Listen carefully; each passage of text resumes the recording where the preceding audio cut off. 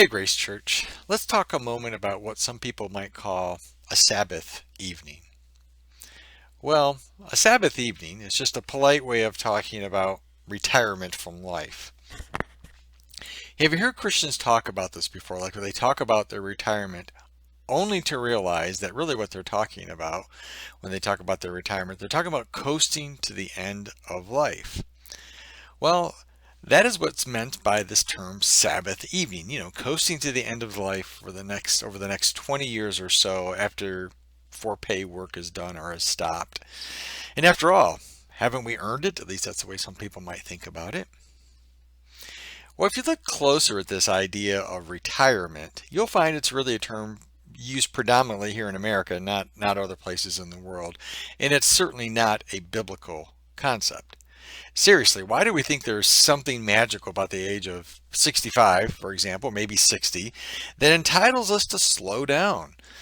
I'm not talking about physical ailments or mental capacity that's diminished that might cause us to slow down or even stop in some cases, but we never stop serving the Lord.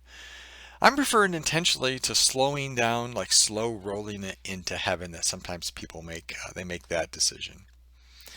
Well, John Piper talks about retirement in one of his books. I think I've referred to this book before. But here's what he says to Christians who might be enticed or to buy into this concept of retirement that's offered by the world.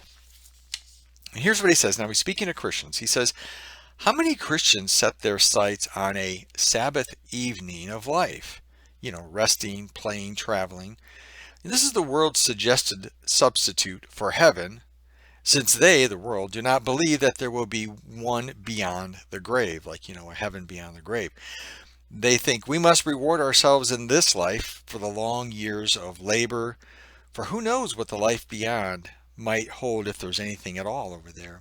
What a strange thing for Christians to set their sights on 20 years of play and puttering. And Piper finishes with this. What a tragic way to finish the last lap before entering the presence of the King who finished his race so differently. Let me read that again. What a tragic way to finish the last lap before entering the presence of the King who finished his race so very differently. I'm guessing many of you are familiar with the book of Joshua in the Old Testament. Now, in that book, we read about a conversation. I'm going to read a portion of that conversation to you. It's between Joshua and Caleb after the land of Canaan, the promised land, was conquered. Now, just a reminder, Joshua and Caleb were amongst the 12 spies sent into the land of Canaan by Moses to determine how they could actually take the land. And Moses sent them there some 45 years earlier than this conversation I'm going to read right now. And at that time, 45 years earlier, only Joshua and Caleb came back and encouraged Moses and the people that they could conquer the land and that God would provide a way. And now some 45 years later, after conquering the promised land and years of battle, Joshua is dividing up that conquered land and is talking with Caleb. Let's pick it up in Joshua chapter 14, verse 9.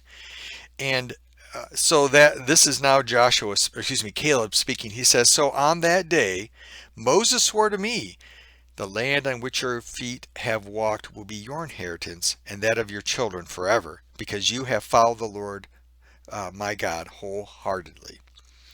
Well, now then, just as the Lord promised, he has kept me alive for 45 years. This is Caleb speaking now. He has kept me alive for 45 years since the time that he said this to Moses while Israel moved about in the desert. So here I am today, 85 years old. Caleb's 85 years old. I am still as strong today as the day Moses sent me out. I'm just as vigorous to go out into battle now as I was then. Now give me this hill country that the Lord promised me on that day. You yourself heard that the Anakites were there and their cities were large and fortified, but the Lord helping me, I will drive them out, just as he said. Then in verse 13, what could Joshua say, right? Then Joshua blessed Caleb, son of Jephunneh, and gave him Hebron as his inheritance. So Hebron has belonged to Caleb, son of Jephunneh, the Kenizzite, ever since, because he followed the Lord, the God of Israel, wholeheartedly. What a great story.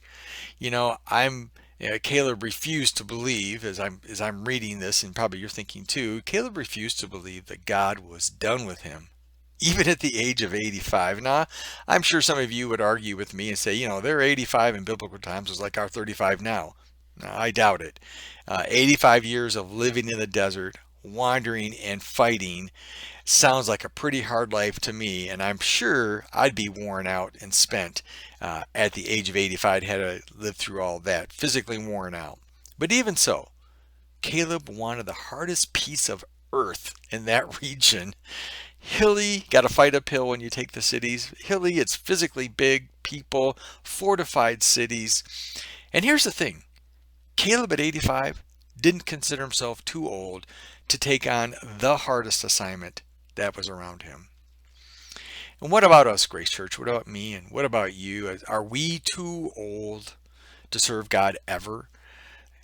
As we all head like towards this magical retirement age, whatever that might be, 60 or 65, maybe a little bit older or younger, but let's each determine that the hardest work of our life might still be in front of us. Wouldn't it be nice if someone could say about you and about me that someday, some point, they would say, he or she served the Lord wholeheartedly, and it was never qualified by just their age. All throughout life, they served the Lord wholeheartedly. All right, that's it for now. Remember, God is still on his throne. He's always been there, and he's always going to be. I'll see you in church on Sunday.